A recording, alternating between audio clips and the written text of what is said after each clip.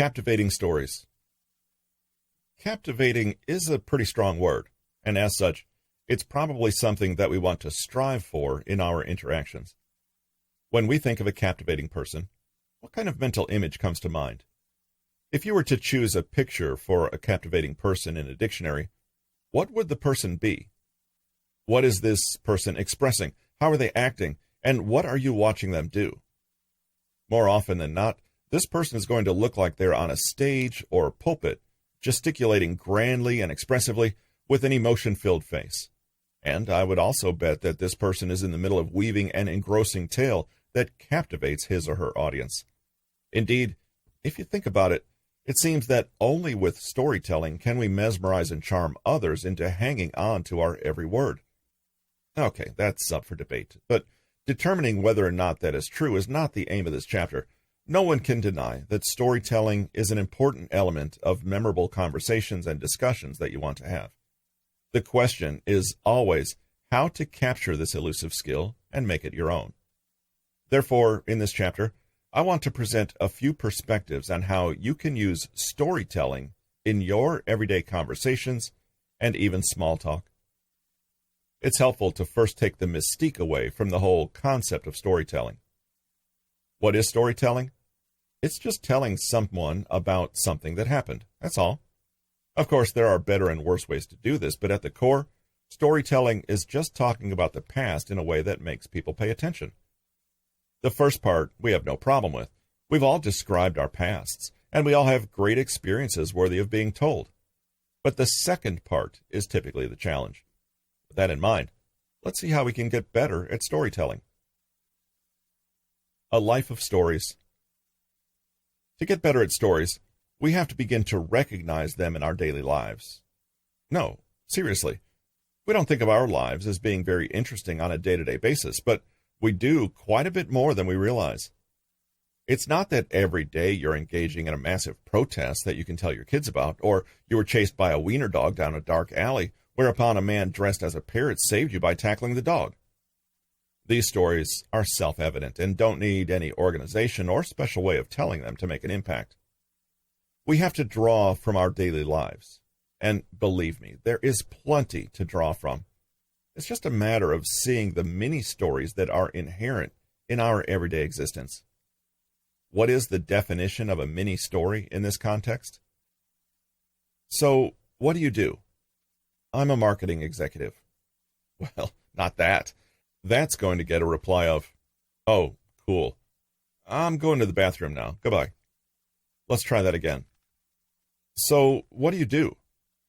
I'm a marketing executive. I deal mostly with clients. Just last week, we had a crazy client that threatened to send his bodyguards to our office. I definitely wish I'd dealt more with the creative side. There we go. This will probably garner a stronger response than wanting to escape to the bathroom, such as, "Oh my God, did he actually send them? Tell me more." That's a mini story. It's answering questions or spontaneously sharing briefly using the elements of a story, an action that occurs to a subject with some sort of conclusion. As you can see above, a brief mini story will create exponentially more conversation and interest than any answer to the question, "What do you do?" All you needed was 3 sentences. Try reading it out loud. It takes less than 10 seconds, and you've jam-packed it with enough information to be interesting to anyone. What's great about mini stories is you can also create these before a conversation, so you can have compelling anecdotes at hand in response to very common and widespread questions.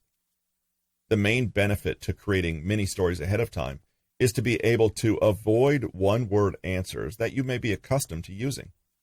This can give a sense of confidence going in because you've prepared for what will come. When you break down the context surrounding a mini story, they become much simpler. Shoot for 3 sentences that can answer some of the most common conversation topics that will arise. Your occupation. If you have a job that is unusual or nebulous, make sure you have a layman's description of your job that people can relate to. Your week, your upcoming weekend, your hometown, your hobbies, and so on. When you're using a mini story to answer a question, make sure to first acknowledge the question that was asked, but then, realizing that you have something far more interesting to say, you can jump into the mini story, which should be able to stand by itself. How was your weekend? It was fine. I watched 4 Star Wars movies. Okay, I'm going to go talk to someone else now. Let's try again. How was your weekend? It was fine, but did I tell you about what happened last Friday? A dog wearing a tuxedo walked into my office, and he peed on everything. Wait, tell me more. Using mini-stories allows you to avoid the tired back and forth of, good, how about you, you'll find in everyday small talk. That's the first step to being captivating. It might help to reframe mini-stories this way. When people make small talk with you and ask any of the classic small talk questions, they aren't truly interested in the answers to those questions. They want to hear something interesting, so give it to them. This is an important point to repeat. When we ask how someone's weekend was, or what people's travel plans are, we usually aren't that interested in the literal answer. We've already talked about how you should disclose and divulge more about yourself in an effort to find more similarities. And now, you can see another benefit of offering more. Not only that, mini-stories are an inside view to the way you think and feel. They give clues to your mindset, personality, and emotional leanings.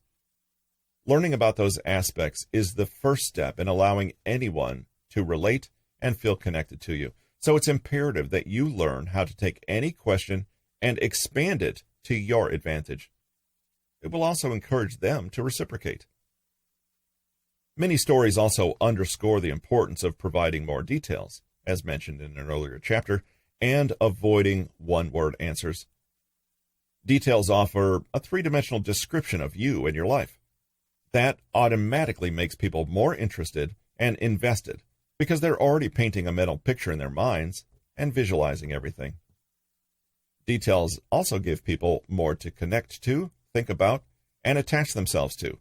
With more details, there's a substantially higher likelihood that people will find something funny, interesting, in common, poignant, curious, or worthy of comment in what you have to say. Detail and specificity put people into a particular place and time. This allows them to imagine exactly what's happening and start caring about it. That's why it's so easy to get sucked into a movie.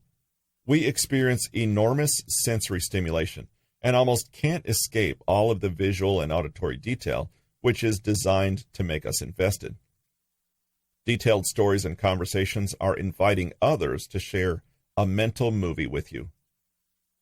Beyond giving flavor to your conversation and storytelling, and giving the other person something to ask about, details are important because they elicit emotional engagement. Details remind people of their own lives and memories and make them feel more drawn to whatever is presenting them. Details can compel others to laugh, feel mad, feel sad, or feel surprised. They can control moods and emotions. If you include details about specific songs that played during your high school dances, it's likely that someone will have memories attached to those songs and become more emotionally interested in your story. Share details about all the figurative nooks and crannies, because that's what makes you interesting on an emotional level.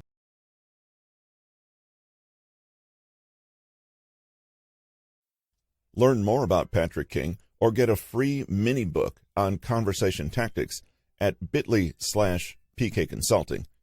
And finally, let us know what you think, or do you have a question?